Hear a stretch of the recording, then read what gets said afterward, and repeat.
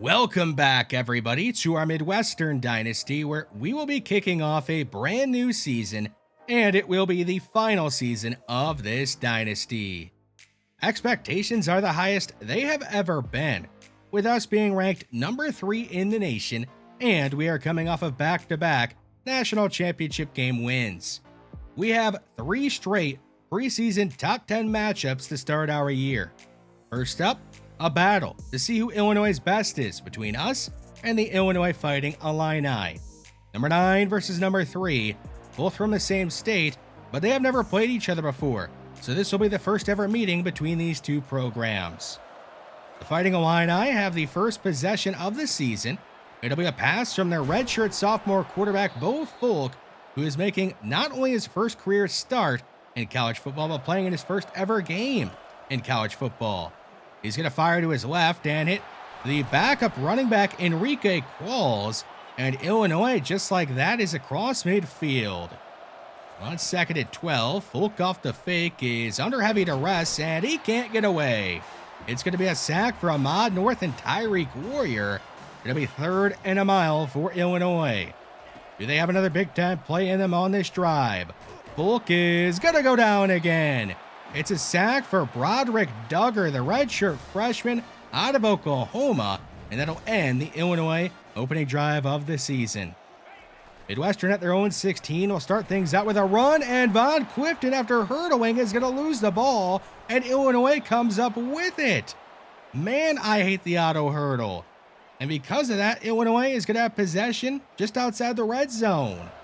3rd and 7. Illinois going with a draw, and it is going nowhere. A curious decision to run on 3rd and 7, and Illinois will have to send out their kicker, Dominique Killings, to attempt a 37-yard field goal. His kick is nearly blocked. He gets it up and puts it through, and Killings will give Illinois a 3-0 lead.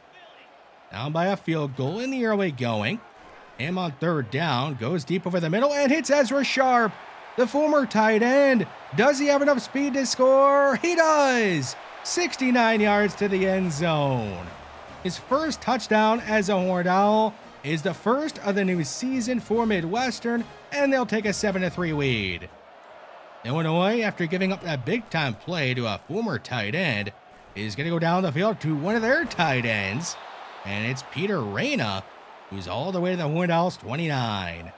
After a big play through the air, Illinois going back to the air. It's a screen to Silas Acho, and he's up near the 10, driven out of bounds at the 9. It's going to be goal to go for Illinois after a gain of 21. A 5-wide look on 3rd and goal. Folk moving to his left, and he's going to be strip sacked. Santiago Martino dives on it and recovers, and the Horned Owls are going to keep the Fighting Illini at just 3. John Hicks and Paul Dahl joined forces on that play to get the strip sack. Ham off a fake is going long. He's got a man behind the defense. It's Jaden Berry, and he's going to go all the way. 82 yards to the end zone, an effortless touchdown for Jaden Berry and Jesse Ham. Just like that, the Horned Owls are up 14-3 in the first quarter. Illinois hoping to get some positive momentum going their way. Folk wants to escape on 3rd down, but there is no escaping this Midwestern defense. Glenn Bredesen will get the sack, injuring Bo Folk. Facing 4th and 2 just across midfield. It's going to be a run. Earl Helm getting the opportunity, and he will get the first down. That is something we didn't see Earl Helm get a lot of chances to do last year, that being run the ball in a short yardage situation.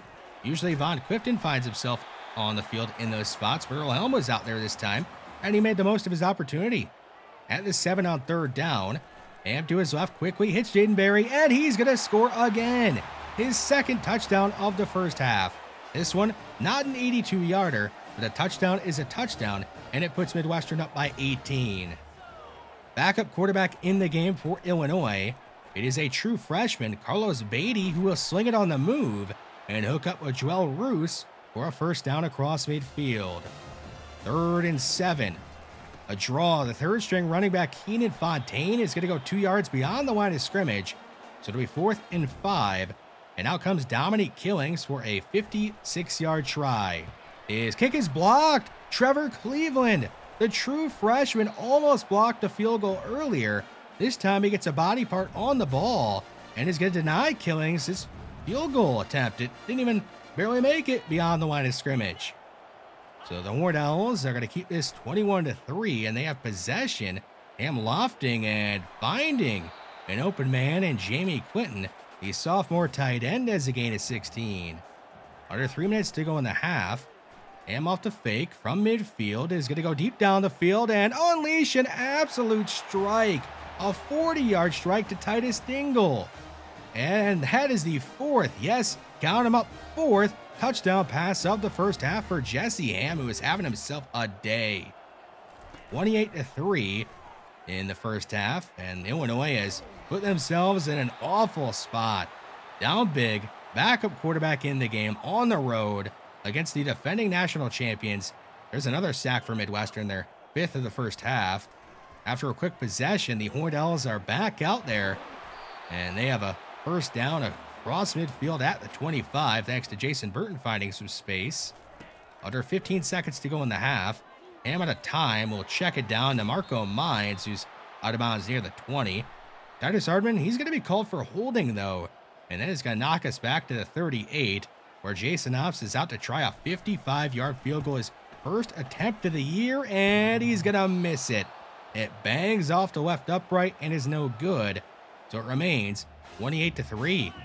Jumping ahead about midway through the third quarter, Bull Folk back in the game at quarterback, running for his life out there, and he will be chased down by Deion Gage. Great hustle by him to make it 4th and 3. Dominique Killings attempting an even longer field goal this time, and he's going to miss it. The 58-yard field goal is no good, and it remains still 28-3. The Horned Owls in control, running it with Von Clifton, who gets a great block from the former center, now tight end, Carter Roche. And that allows Von Clifton to take it all the way to the 30 of the Fighting Illini. Later on the drive on 4th down, Ham wants Barry over the middle, and he can't come up with it. Ham had to throw that one before Barry was really ready because pressure was right there in Ham's face. So it's a turnover on downs, and the Fighting Illini have the ball across midfield facing 4th and 10, and it's going to be a turnover on downs for them. So these two teams trading turnover on downs in the fourth quarter. Sure, that's all right with Midwestern, who are already up big. Clifton left side gets around one defender, is across midfield, and with that run, he's up to 73 yards on 10 tries. So he's having himself a solid day. Earlhelm up the middle. He's got some space and is going to work his way to the 25 for another Horned Owl first down. Bull to go at the 5. Von Clifton met in the backfield, and he breaks away from his own lineman, and he will score. What great effort by Von Clifton, who was fighting against his own teammate there for a moment, and he has his first touchdown of the new year. So the Horned Owls continuing this whooping of the Fighting Illini. They're up 35-3. A throw to the end zone is going to be caught for the Fighting Illini. That is their first touchdown of the season and the first touchdown in Bull Folk's career. Redshirt sophomore hoping to have a great year and a great career, but his Fighting Illini are down big, and that does not look like it will change today. Another big-time play made down the field by Jaden Berry. The drive would eventually stall out, so Jason Hobbs out to attempt about a 40-yard field goal. He'll make the kick, and the Horned Owls will extend their lead. It is now 38-10 in the fourth quarter. Illinois out of time and about out of tries. It is 4th down. Folk moving to his left, getting chased by Paul Dahl, and he's sacked. Paul Dahl getting to him again and ending this game. What a way to begin the new year for the defending national champion Midwestern Horned Owls, who blow out the Illinois Fighting Illini here in Week 1, 38-10. Player of the game is Jesse Ham, who did not even complete half of his passes, but still had a good game. Speaking of good games, our defense, it gave up just 10 points, really only 7. The field goal that we gave up was all on the auto hurdle that happened to Von Clifton, where he fumbled. Besides only giving up 10 points, our defense, it picked up 6 sacks, 14 TFLs, and we even blocked a field goal. We did great on the weighty downs, making Illinois go just 4 of 15 on 3rd and 4th downs. Our offense, it produced 479 total yards and 38 points. We hit multiple big plays down the field, having 3 different wide receivers make a 40-plus yard catch.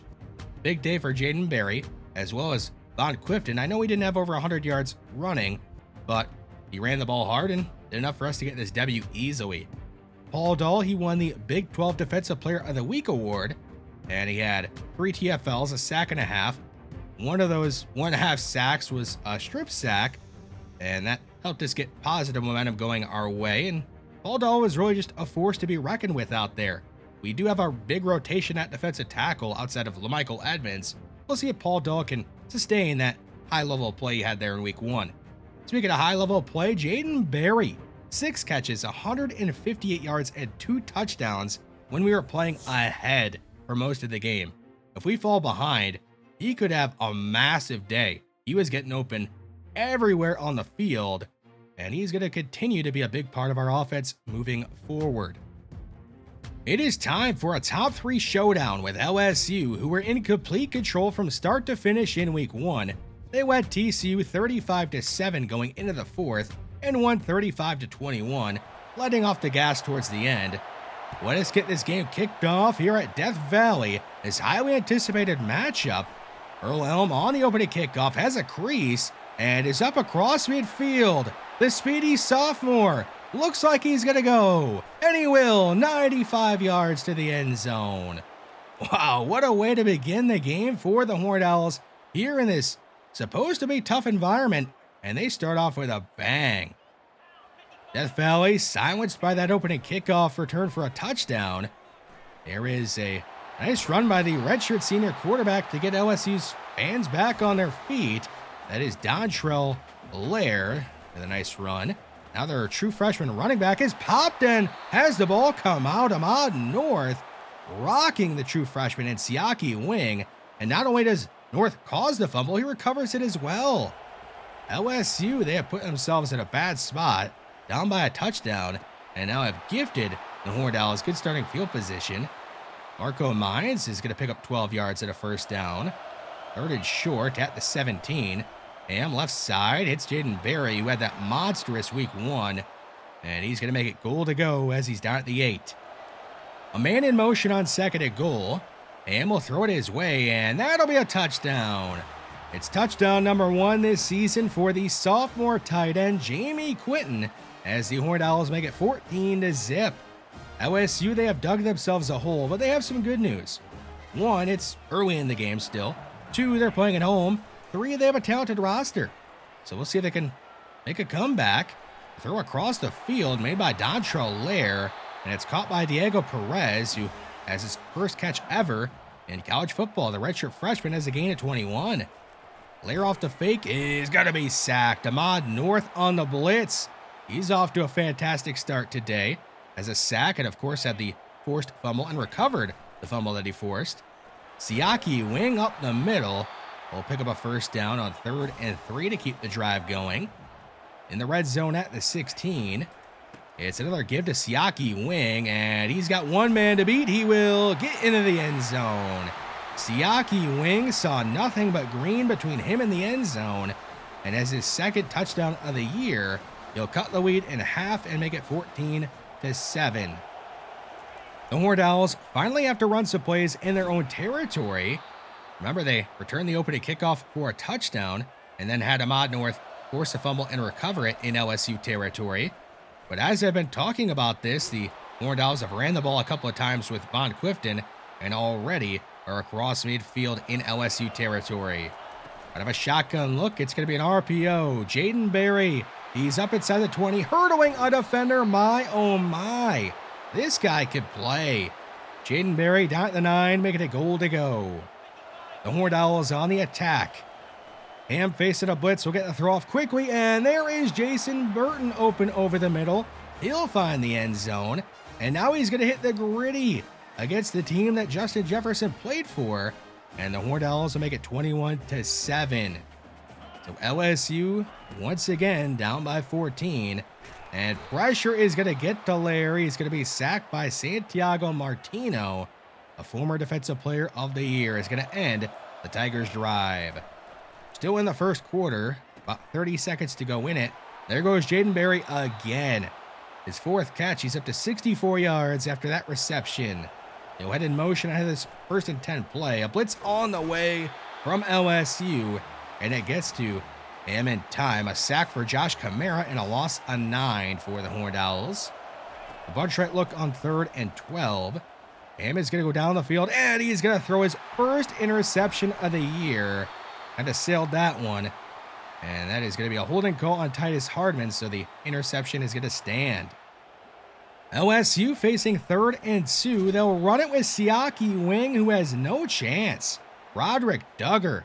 What a job by him to skinny up, despite being a really large human, and making that play. Just outside the red zone.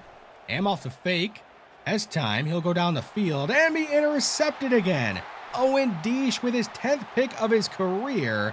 He's across midfield with only Jesse Ham to beat, and Ham will make a nice tackle, but he has given LSU momentum and an opportunity to make this a one-score game.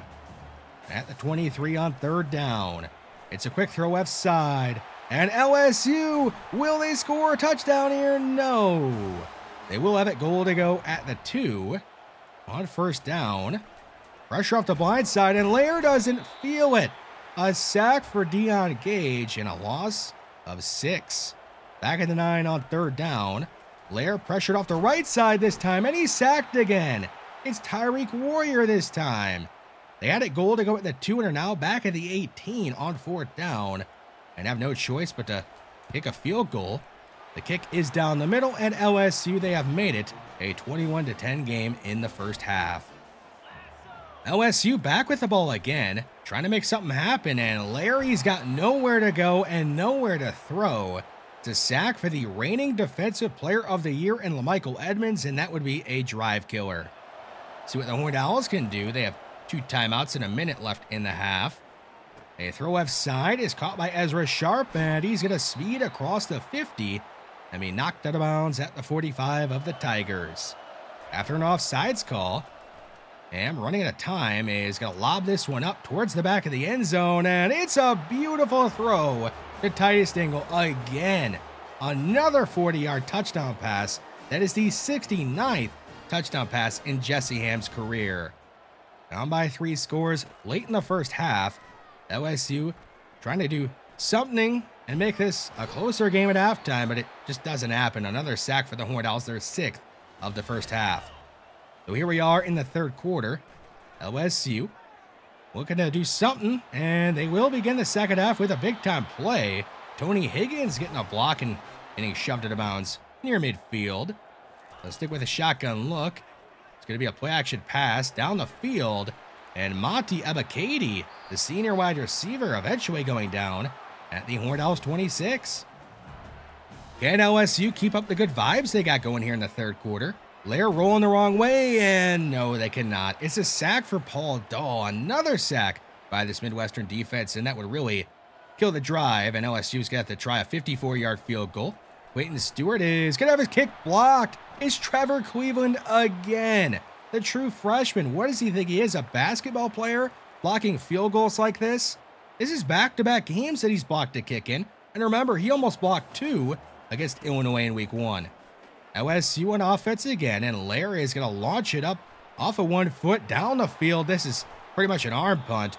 It's intercepted by Shaquem Short, his 3rd career interception, and the Horned Owls will take over in their own territory, already up by a couple of scores.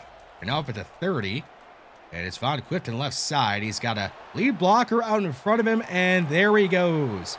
A flag on the play, and I have a feeling what this is going to be. And yeah, it's going to be a holding call on Matt Davis, erasing a 70-yard touchdown run for Von Clifton. Back at the 21, and I'm going to make a give this time and roll to his right, going down the field to Jaden Berry, who's all alone. He'll get a block from Titus Dingle, and Jaden Berry, he's going to score. It's a 79-yard touchdown. Forget that 70-yarder. We got a 79-yarder. Jaden Berry's 3rd touchdown of the year already, as the Horned Owls are putting a beat down on LSU in Death Valley, and it looks like that is going to continue. Davion Career getting his first full sack of his career. He had a half sack before this. It's a big-time loss for LSU as they're now facing 3rd and 16 They'll try a screen, and it's going to be intercepted. LaMichael Edmonds, a defensive tackle, remember, now has 3 career interceptions. Here we are in the fourth quarter. Midwestern facing 3rd and 8. Ham is going to win a fly deep down the field, and Titus Dingle will go up and bring it down. He's not going to get into the end zone, but he will make it goal to go at the 3. Sticking with the empty look, Ham on 1st and goal. Goes over the middle, and there is Ezra Sharp. For Jesse Ham, he's got a high 5 for touchdown passes today. That's right, 5 touchdown passes on the road in Death Valley against LSU, the number 3 team in the nation, as Midwestern is now up 42-10. Lair launching one up down the field again, and he's intercepted again. The 3rd pick in the second half by this Midwestern defense. Kind of another arm punt, but we're going to really count that one as a pick because it was one-on-one coverage. So this game is just about over. LSU trying to get some pity points up on the board, and it's denied. Deion Gage is going to shut the door with pick number 4 by this Midwestern defense here tonight, and that is going to end the game here. Let's just call this what it was. This was an absolute ass-kicking. LSU, they were ranked number 3 in the nation. We're playing at home, and they just got destroyed, 42-10. This game, it wasn't really ever that close. Got to start with the defense. Once again, they gave up just 10 points. They pitched a second half shutout and picked off 4 passes in the second half. Now, yes, 2 of those were kind of arm punts, but they're still counted as interceptions. We racked up 8 sacks and 14 TFLs, and it just didn't let LSU get really anything going on offense. Our offense, it put up 472 total yards and 42 points, though 35 if you don't want to count the kick return for a touchdown, but it was a player on the offense that returned the kick for a touchdown in Earl Helm. Another big day for Jaden Berry, who looks to be an absolute stud out there. Von Clifton went for over 100 yards, as he seems to always be right around that number. So the offense, the defense, even special teams was dominant in this game. In week 1, it was Paul Dahl. In week 2, it's Santiago Martino. He has won the Big 12 Defensive Player of the Week award for his performance, where he had 10 tackles, 3 TFLs, and a sack and a half.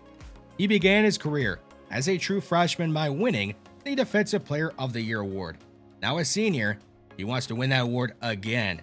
We'll see if he can keep up a high level of play throughout the entire season and win that award, but he's got some competition on his own team, like LaMichael Edmonds or maybe even Trevor Cleveland, who sure only has a full sack and 2 TFLs, but he has blocked 2 field goals this year already, almost has 3 blocked field goals. He had a lot of hype coming in as a 5-star true freshman and has absolutely lived up to that hype.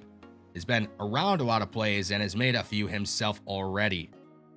Jesse Ham is off to a red-hot start. He is basically averaging 350 passing yards per game and 5 passing touchdowns per game. We'll see if he can keep up this red-hot start, but you got to remember, he has done this against 2 top 10 ranked teams in LSU and Illinois. Now, has he been a one-man show out there? No.